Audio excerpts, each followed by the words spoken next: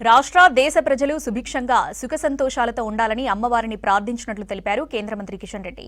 బోనాల పండుగ సందర్భంగా చులకలగూడ కట్టమైసమ్మ అమ్మవారిని దర్శించుకుని పట్టు వస్త్రాలు సమర్పించారు. స్థానిక బీజేపీ నాయకులతో పాటు ఆలయ పూజారులు పూర్ణ కుంభంతో కిషన్ రెడ్డికి స్వాగతం పలికారు. తర్వాత అమ్మవారికి ప్రత్యేక పూజలు నిర్వహించారు.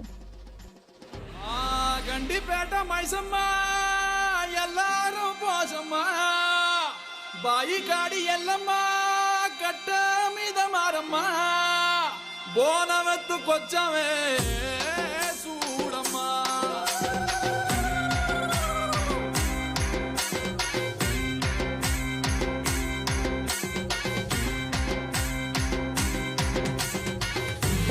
దండాలమ్మో తల్లి మమ్మేలే మామైసమ్మ జోడు బోనాలమ్మో నీకు కాపాడే మంకాలమ్మ పిల్ల జల్లలతో వచ్చావమ్మో తల్లి నిన్ను కొలిసి